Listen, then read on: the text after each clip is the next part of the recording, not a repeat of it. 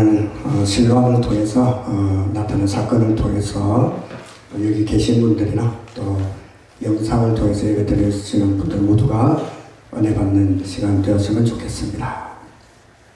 자, 예수님께서 이 땅에 사역하실 때 3년 동안 마지막 사역을 공생애라고 합니다. 근데 많은 사역을 하시는 가운데 또 많은 사람들로부터 질문들을 받으셨죠. 그 질문들에는 선한 질문들이 있었어요. 그래서 그 질문들에 대해서 예수님께서 대답하시고 그 대답 자체가 또 주옥 같은 예수님의 가르침과 말씀이 되셨습니다. 그게 이제 성경 말씀에도 기록이 되어 있죠. 근데 모든 질문들이 선한 질문들만 있었던 게 아니었어요. 아주 악한 의도의 질문을 하는 사람들이 있었습니다. 누구였을까요? 몇 가지가 있겠지만 어느 날 율법사들, 바리새인들이 어느 한 여자를 끌고 옵니다. 현장에서 가늠하다 잡혀온 여인이었죠. 그리고는 예수님에게 아주 얍삽하게 물어요. 선생님은 뭐 모르는 게 없으시죠? 하고 저는 좋은 말로 얘기를 하다가 이 여자가 현장에서 가늠하다 우리가 잡아왔는데 모세의 율법에는 돌로 쳐서 죽이라 라고 말씀하셨는데 선생님은 어떻게 생각하십니까? 참 애매한 질문이었어요. 그 자리에서 예수님께서 모세의 율법이니 당연히 그렇게 하라 그랬으면 그 여자는 죽었을 것이고 사랑과 용서를 설파하시는 말씀하시는 가르치시는 그 예수님의 그 가르침과 대치가 되는 그런 가르침이었을 것입니다. 대답이었을 것이에요. 그렇다고 해서 그냥 용서해라 라고 한다면 또 모세의 율법에 어긋납니다. 근데 우리가 잘 아시다시피 예수님께서 정말 멋진 대답을 하셨죠. 너희 중에 죄 없는 자가 먼저 돌로 치라 라고 했더니 이 사람들이 다 불불이 흩어졌습니다. 또 하루는 이런 질문을 가지고 옵니다. 제가 성경을 찾아보니까 요한복음인가요? 9장에 요한복음 9장은 오늘 본문 말씀이죠. 어느 날 사람들이 그 율법사들이 모의를 하는 장면이 있어요. 모의를 할 때 어떻게 하면 저 예수를 우리가 질문을 참 기똥차게 해서 저 사람들이 빠져나가지 못하게 올무를 예수님에게 이렇게 씌울 수 있을까 연구를 해서 잔머리를 써서 와서 질문한 내용이 무엇이었냐면 우리가 지금 로마의 속국으로 있고 세금을 로마 가이사에게 바치고 있는데 이 세금을 바치는 것이 옳은 일입니까? 자, 이 질문도 참 어려운 질문이었어요. 왜냐하면 어떤 대답을 하더라도 유대 안에 있는 사람들이 여러 파가 있었어요. 그죠? 그 파들에게 딱 맞는 어떤 대답이든 한쪽에서는 그게 정답이 아닐 수가 있었다라는 거죠. 예를 들면 셀로 땅이라고 하는 열심당원 들어보셨죠? 신약에 등장하는데 이 열심당원들은 로마의 입장에서 보면 굉장히 극진 좌파였어요. 자, 이 사람들은 유대의 독립을 위해서 폭력도 서슴지 않아요. 테러도 서슴지 않습니다. 이 사람들은 세금 문제에 있어서 절대 우리는 세금을 낼 수 없어. 절대 세금을 내어서는 안 돼. 우리는 하나님께만 예물을 바쳐야 돼. 라고 주장하는 사람들이었습니다. 그리고 또 한쪽은 헤롯 땅이라는 사람들은 우리가 이렇게 로마의 속국에 있는 것도 하나님의 뜻이니 세금을 내야 되고 헬라어도 해야 돼. 이렇게 세금을 내야 된다라는 헤롯파가 있었고요. 이 질문들을 들고 온 사람들은 사두개파, 바리새인, 율법학자들은 좀 얄미웠어요. 보수도 아니고 진보도 아니면 약간 중도파겠죠. 이 사람들은 비록 우리가 지금은 로마의 속국으로 있지만 세금은 어쩔 수 없이 내야 된다. 좀 미지근하게 넘어가는. 그래서 예수님이 어떤 대답을 하든 하나로 모든 사람들을 만족시킬 수 있었던 대답은 없었다라는 거죠. 근데 예수님께서 뭐라고 그러셨죠? 정말 또 멋진 대답을 하십니다. 자, 너희가 로마에 내는 그 세금 동전 하나 갖고 와보라 해서 동전을 갖고 옵니다. 로마의 화폐 단위였던 동전, 데나리온, 오늘날로 지금 하루 일당 품삯 정도 된다고 합니다. 한 200불, 한 160불 정도 되겠죠? 그걸 가져왔더니 앞에 누구의 상이 새겨져 있느냐, 누구의 상이 있었죠? 자, 우리 캐나다 동전에는 누구의 상이 있습니까? 돈에 관심이 없는 분들만 모이셨네요. 캐나다 동전에는 엘리자베스 여왕상이 있죠.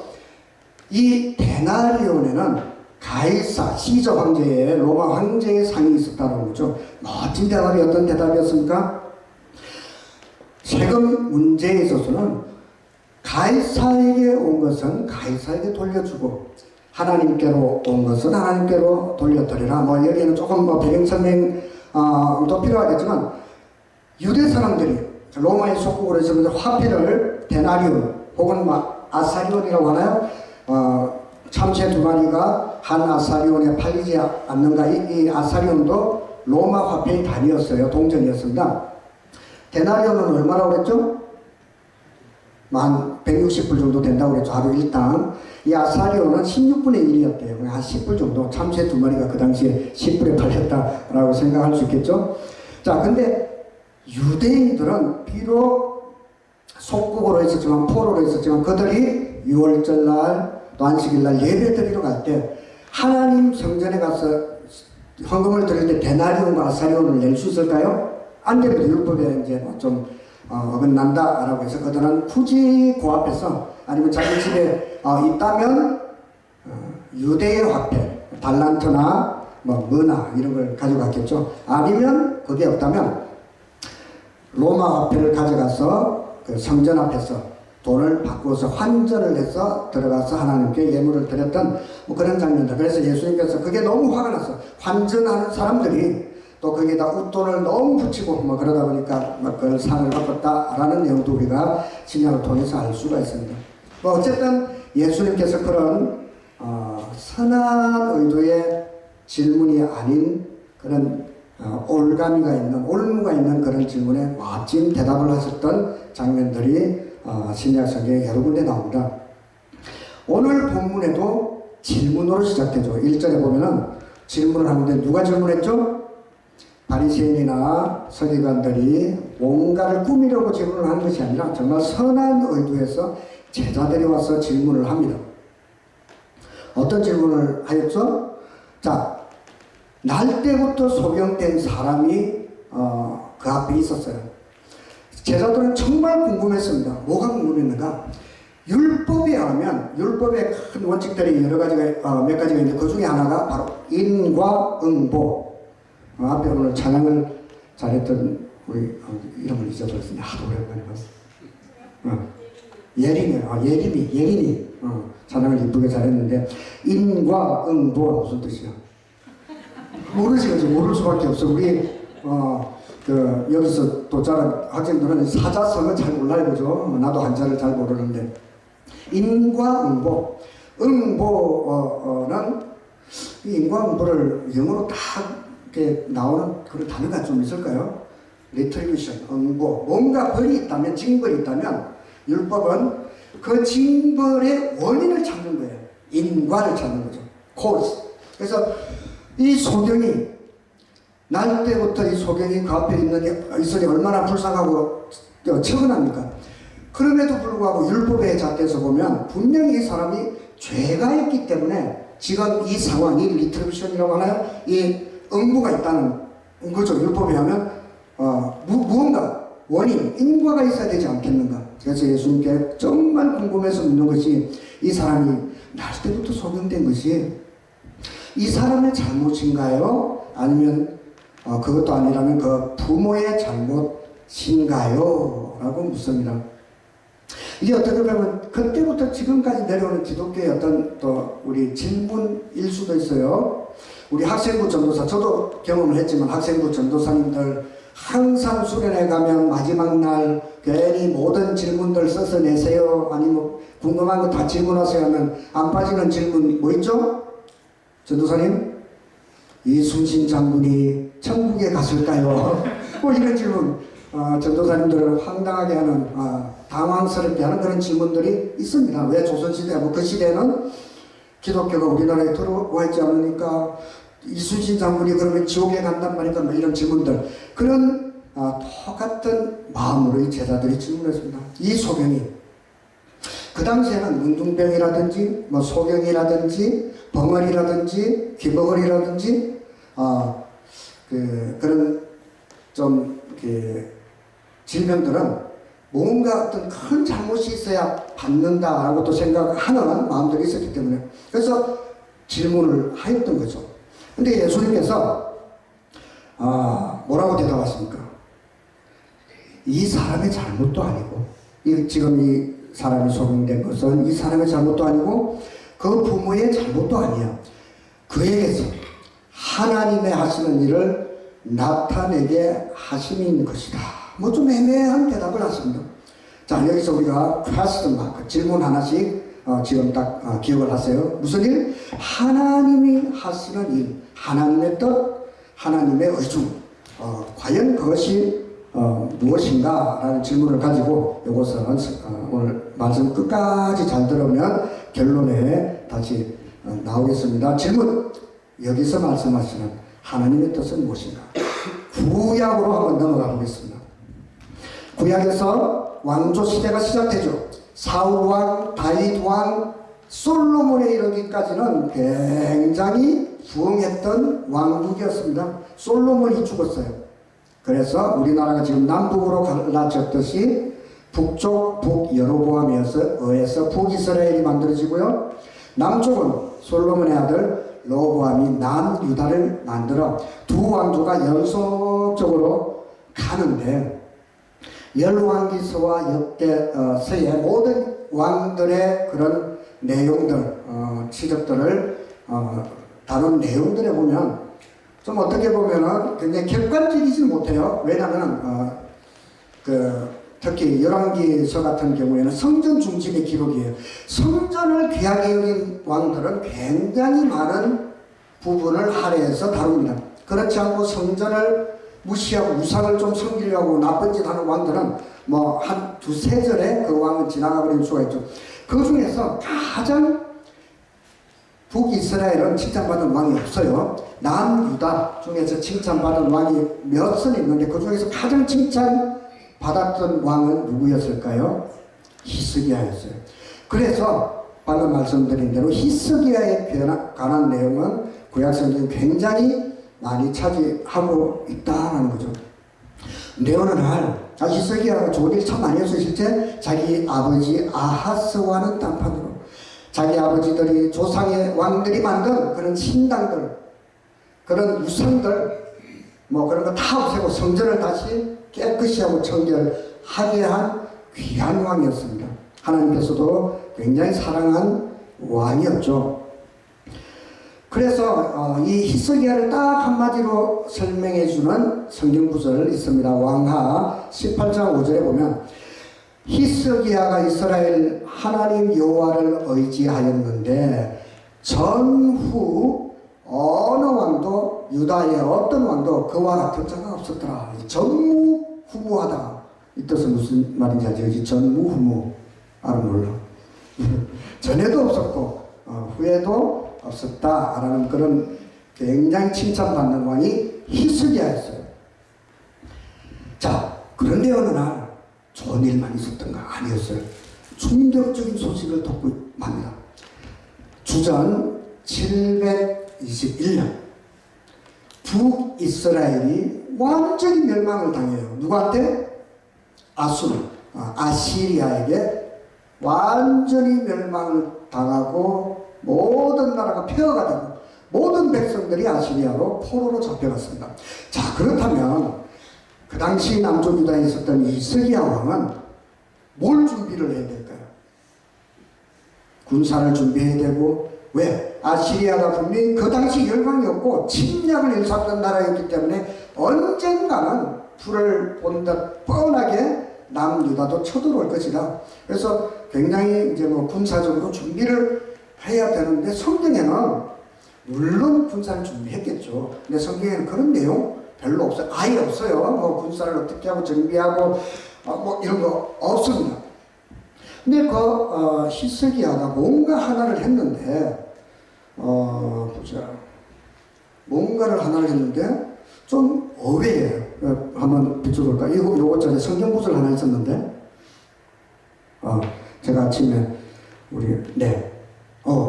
그가 한 취적 중에 요게 하나 있어요. 같이 한번 뜻을 생각하면서 같이 한번 읽어볼까요? 시작. 위쪽 기온의 새 물줄기를 막고 땅속에 굴을 뚫어서 그 물줄기를 다윗성 서쪽 안으로 곧바로 끌어들인 것도 바로 히스기야가 한 일이다. 자, 여기까지 읽겠습니다. 아니, 아수르가 북이스라엘을 침략을 하고 이제 남유다를 침략해 올 것인데 뭐 군사를 정비했다 이런 데보다도 이 치적을 한 절 말씀에 기록하고 있어요. 뭐 했다는 거죠? 삽질했어요. 그죠? 땅굴을 팠다라고 했습니다. 터널을 팠어요. 이게 무슨 이야기인가? 자, 근데 사실 이런 사건이 있었을 때 성경학자들이나 뭐 이런 사람들이 이걸 좀 그 옛날 구약 성경은 그냥 뭐 전설이 많아, 뭐 그냥 뭐 비유가 많아, 제대로 믿지 않았던 것 같아요. 언제 동안? 2500년 동안. 히스기야가 이 땅굴을 파고 무려 2500년이 지난 동안에 이 땅굴이 발견되지 않았어요. 그런데 1838년 우연히 이 땅굴이 발견이 됩니다. 볼까요? 다음 그림. 이게 바로 히스기야가 그 당시 팠던 땅굴입니다. 무슨 장비가 좋은 게 있었던 건 아니에요. 곡괭이로만. 그 다음 그림도 한번 볼까요? 예, 오늘날 이렇게 이제 사람들에게 좀 공개되면서 안에 이렇게 투어도 한대요. 그 다음 끝까지 한번 볼까요? 자, 이런 정말 사람 한 사람 지나갈 수 있는 땅굴을 왜 팠는가? 앞으로 한번 세 개 넘어가 볼까요? 앞으로, 뒤로. 그건 뒤로고, 앞으로. 아까 그 사진 하나 있었죠. 그림. 네, 요렇게. 어디서부터? 기온샘에서부터 이렇게 이게 섬 바깥에 있는 기온섬으로부터 이렇게 터널을 파서 물줄기를 안쪽으로 끌어들이는 터널 공사를 했다라고 얘기하고 있어요. 근데 이 터널이 발견되면서 굉장히 이제 성경학자들이나 고고학자들이 굉장히 이제 관심을 가졌던 그런 사건이었는데, 근데 이제 어느 날 또 한 10년이 지나고 나서가 뭔가 그 비문이 하나 발견됐어요. 어디서? 원래 그 터널 안에 있어야 되는 비문인데, 그 한가운데 있었던 비문인데 그걸 도굴꾼이 돈 될 것 같으니까 떡 자르듯이 툭 잘라서 가지고 다니면서 팔려고 좀 뭐 했겠죠. 도굴꾼이니까. 그러다가 그 당시에 이제 이스라엘 그 유대 땅을 점령하고 있었던 터키 군한테 뺏깁니다. 이걸. 그래서 다시 뒤로 아까 넘어가 보면 이 비문인데요. 한 개만 더 넘겨볼까요? 자, 이게 지금 터키 이스탄불 박물관, 고고학 박물관에 있는 비문입니다. 이게 잘 자르지만 옆에 깨먹기도 했어요. 그죠? 그래서 이 내용을 보면 지금 이 내용이 정말 그 당시 수로를 터널을 뚫는 그 내용에 대해서 굉장히 자세히 묘사하고 있어요. 제가 읽어드리겠습니다. 지금 이것은 수로를 뚫는 일에 대한 이야기다. 땅을 파는 자들이 서로 반대쪽에서 곡괭이를 들고 서 있었고 아직 140cm 정도를 더 파야 하는데 한 사람이 반대편 사람을 부르는 소리가 들렸다. 오늘 비로소 수로는 완성되었다. 곡괭이를 바꾸어가며 바위를 쪼개자 드디어 530m나 되는 먼 곳에서 샘물이 나와 연못을 이루었다. 자, 이런 비문의 내용이 있습니다. 뭐 그 당시에는 지금 생각해도 이게 토목 공사를 좀 한다는 이 사람들도 이건 정말 말이 쉽기 쉬운 공사가 아니었어요. 직선거리는 320m 정도밖에 안 되는데 그것도 어떤 이유인지 뭐 그 학자들이 왕의 무덤을 피하기 위해서 S자로 이렇게 돌아서 가는데 무려 530m를 뚫었는데 그것도 곡괭이 하나로만 이게 안 맞으면 물이 안 흐를 거 아니에요. 그죠? 근데 정확히 0.06%의 기울기로 물 끌어왔어요. 자, 우리 수학 공부를 좀 한번 해볼까? 삼각함수 530m예요. 0.06%의 기울기예요. 그럼 이쪽에서 저쪽 끝에 고저차가 얼마나 될까요? 수학 공부도 안 했네. 얘기는 얼마야? 거기서 0.06, 530 곱하면 되는 거 아니에요? 53. 하여튼 정확히 530m를 양쪽에서 뚫었는데 정확히 한 32cm의 고저 차이. 이게 정말 어려운 그런 공사를 동작에 해냈다라는 거죠. 우리가 시애틀 가다 보면, 시애틀에 가면 원래 워싱턴 호수 아시죠? 그죠? 우리 빌 게이츠 저택에 있는 아름다운 호수가 있습니다. 근데 이쪽으로 또 오다 보면은 그 시애틀의 잠 못 이루는 밤에 등장하는 그 아름다운 호수, 유니온 호수가 있잖아요. 조그만 호수. 근데 이 호수가 따로따로 두 개의 큰 호수, 작은 호수가 있었는데 지금은 이 호수를 다 수로를 연결해서 바다로 연결되어 있어요. 그죠? 그걸 옛날에 누가 이제 아이디어를 냈다는데, 근데 그 공사가 쉽지는 않았어요. 쉬운 공사는 아니었어요. 그거를 그냥 뚫어버리면 호수물이 다 빠진대요. 그래서 누군가가 아이디어를 해가지고 지금 그 장치를 만드는데, 그게 또 관광지이기도 해요. 200만 명이 1년에 찾는데, 가본 사람, 하이렘 치렘댐. 아무도 안 가보죠. 괜찮아요. 볼만해요. 물이 이렇게 빠져나가는데, 위에서 이렇게 들어오면 독이 있어요. 독이 이렇게 두 개가 있어요. 위에 수심차가 아래쪽하고 아래 강물하고 위쪽 강물하고 6, 7m 차이 나요. 이렇게 들어오면 화장실에 변기물 막듯이 딱 막아버려요. 그런 다음에 배가 이제 높은 데서 이게 막히겠죠. 그러면 물을 쫙 빼버립니다. 그럼 낮은 데하고 물을 딱 맞춘 다음에 열어서 이렇게 지나가는, 말로 설명이 안 되는데 한번 하이렘 치덴 그래서 그런 공사가 쉬운 공사는 아닌데, 이스라엘 그 당시에 히스기야는 이 대공사를 이루어서 기온샘에서부터 안쪽 이스라엘 성, 예루살렘 성 안쪽까지 물줄기를 끌어들였다라는 겁니다. 이게 무슨 의미가 있을까요? 자, 드디어 실로암 그 수를 완성한 다음에 그 물줄기가 끌어들인 물줄기에 조그만 웅덩이를 만든 것이 바로 실로암이었다라는 거죠. 자, 드디어 이제 주전 701년에 쳐들어왔습니다. 누가 쳐들어왔죠? 아수르가 쳐들어왔습니다. 무려 20만 대군을 이끌고 왔습니다. 이게 풍전등화, 무슨 뜻이지? 바람 앞에 등불. 이제 언제 꺼져도 꺼질지 모르는 그런 위급한 상황이었어요.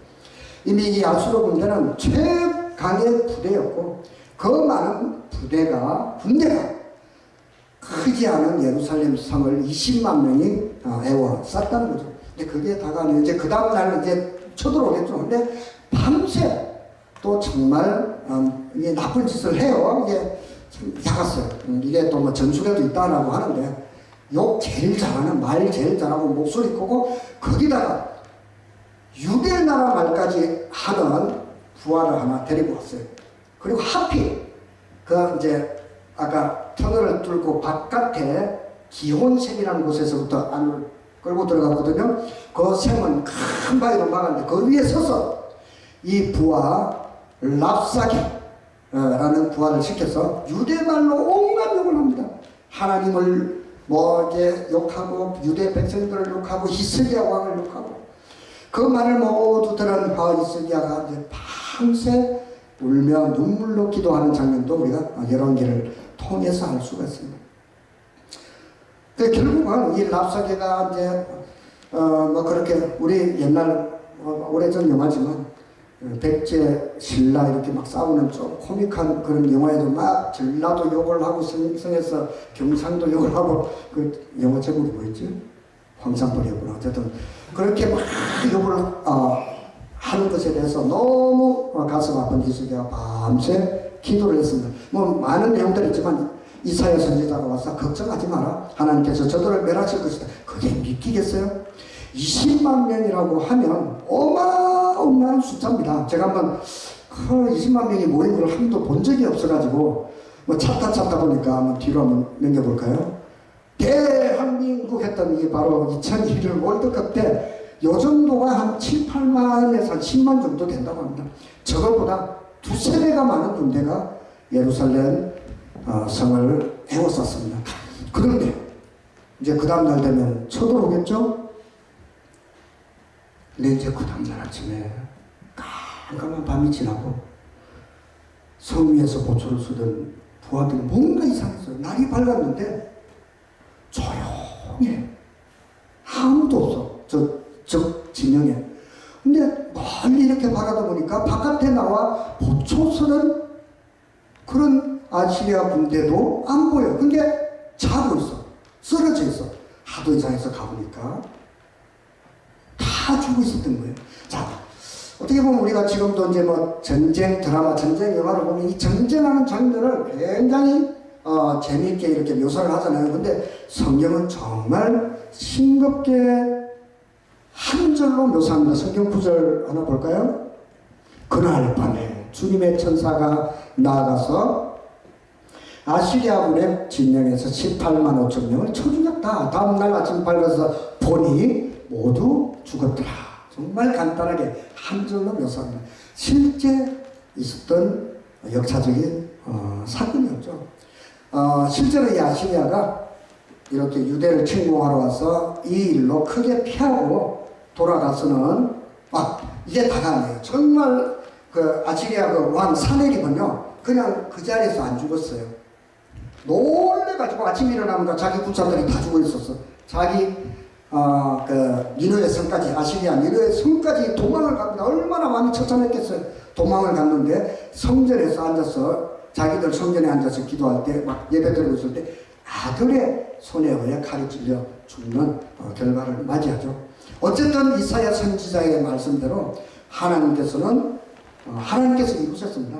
아시리아의 그 자료를 보면, 역사 자료를 보면 그날 우리가 이스라엘 예루살렘을 쳐들어갔으나 밤새 급성 코로나 때문에, 코로나 아니고 급성 괴질로 인해 우리 군사들이 다 죽음을 당했다라고 하는 기록을 우리가 살펴볼 수가 있습니다. 어쨌든 하나님께서 하셨던 일이다라는 거죠. 자, 이제 우리 본문으로 다시 돌아오겠습니다. 설교 전반부에 우리 퀘스천 마크를 하나씩 가지고 있으라고 그랬죠. 뭐였지? 하나님의 뜻이 무엇인가?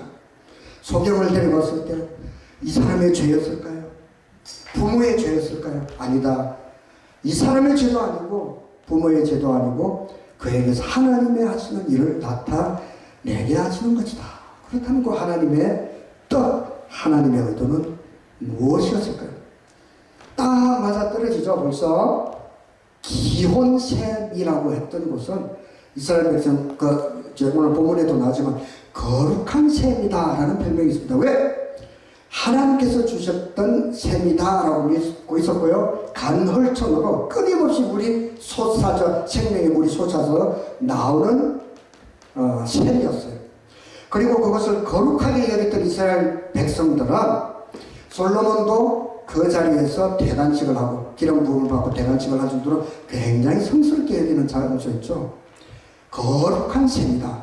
거기에서 터널을 뚫어 도착한 실로암 셈의 뜻은 무엇이었죠?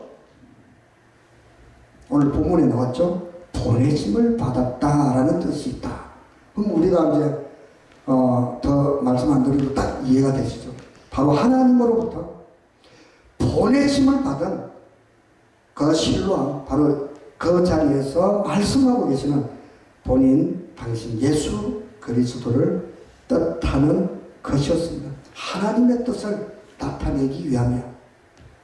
비록 이 자가 이렇게 소경이 되었지만 이것은 이 사람의 죄도 아니고 그의 부모의 죄가 아니야. 하나님의 뜻은 크게 성경에서 세 가지로 요약할 수 있겠죠. 요한복음 3장 16절 하나님이 세상을 이처럼 사랑하사 독생자를 주셨으니 이는 저를 믿는 자마다 멸망치 않고 영생을 얻게 하려 하십니다. 영생, 하나님의 아들이 오신 목적 중에 하나입니다. 제일 큰 목적이겠죠. 우리에게 영생을 주셨듯이 두 번째, 요한복음 10장 10절에 하나님의 아들이 오신 것은 양으로 생명을 얻게 하고 더 풍성히 얻게 하려 하십니다. 우리에게 영생을 주셨을 뿐만 아니라, 구원을 주셨을 뿐만 아니라 이 땅에 사는 동안에 우리의 삶이 하나님의 은혜로 풍성하게 살게 하게 하시는 것도 하나님의 뜻입니다. 그리고 세 번째, 요한 1서 3장 8절에 마귀는 처음부터 범죄함이라. 하나님의 아들이 오신 것은 마귀의 일을 멸하려 하십니다. 자, 이게 세 가지를 그냥 순서대로 다시 말씀드리면요, 우리를 구원해요. 누군가를 구원하려면 어디에선가부터 그 계산이 있어야 되겠죠. 처음부터 범죄한 마귀로부터 우리를 구원하여 장차 저 천국에서 영원히 살게 할 수 있는 영생을 주셨을 뿐만 아니라 우리가 이 땅에 사는 동안에도 풍성한 삶을 살게 해주셨다라는 것입니다. 자, 그래서 그 소경이 제자들이 궁금해 해왔던, 정말 그 소경이 소경된 그 응보가 그 인과가 어디에서부터 왔는지 궁금해서 그렇지만, 예수님께서는 그것이 소경의 잘못도 아니고 그의 부모의 죄도 아니고 처음부터 범죄했던, 이 땅에 죄를 가지고 들어왔던 바로 마귀로 인한, 사탄으로 인한 것이다라는 메시지를 보여주고 있습니다. 창세기 3장에 보면 뭐 그런 내용도 있죠. 뱀이 꼬셨어요. 그 결국은 먹었어요. 하나님이 내려오셔서, 동산에 내려오셔서 아담에게는 뭐 처음부터 혼내지 않으셨어요. 네가 왜 그랬느냐라고 물었어요. 그랬더니 또 비겁하게도 하와가 당신이 나에게 주신 그 하와가 그랬어요. 비겁하게 또 전가합니다. 그랬더니 하와는 저 뱀이 나한테 와서 꼬셨어요. 그랬더니 뱀한테는 변명할 기회를 안 주시죠. 뭐라고 그러죠? 네가 이렇게 하였은즉 이제부터 뭐 네가 평생 땅을 기게 될 것이며 여자의 후손은 너의 네가 뭐 여자 후손의 발꿈치를 물게 될 것이고 너는 여자의 후손의 머리를 뭐 어쨌든 그런 내용이 있어요. 그렇게 저주를 합니다. 그 뱀이 사탄으로 묘사되는 거죠. 그리고는 아담에게는 이제 너는 이 땅은 저주를 받아 라는 내용이 있어요. 이 땅은 저주를 받아. 평생 이 땅은 너에게 엉겅퀴를 낼 것이며 너는 땀을 흘려야 소사를 먹을 것이다. 뭐 여자에게는 해산의 고통도 주셨고요. 그런 또 벌을 내는 내용이 있어요. 그러니까 결국에는 처음부터 범죄한 그 사탄으로 인해 온 인류가 고통받고 있는 그 상황에서 마치 그 소경처럼 앞을 바라보지 못하는 것처럼, 그래서 하나님께서 놀라운 계획을 가지고 그 아들 예수 그리스도를 이 땅에 보내셨어. 그 예수 그리스도의 그 이 땅에서 완성인 십자가 사건을 통해서 저와 여러분들에게, 그 온 인류들에게 구원을 주시기 위한 것이 바로 오늘 본문에서 예수님께서 말씀하신 하나님의 뜻이라는 것입니다.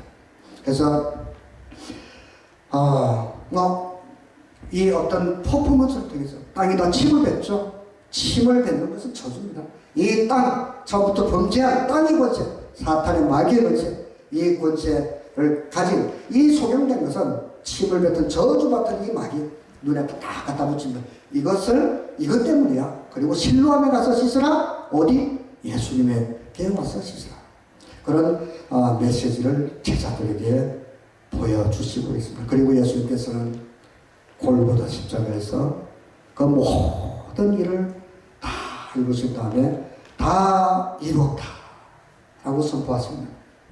마귀는 십자가에 달리신 예수를 보고 자기도 이겼다 라고 승리했다고 착각했었지만, 결국에는 온 인류를 향한, 저와 여러분들을 향한 하나님의 뜻이 이루어지는 장소였습니다.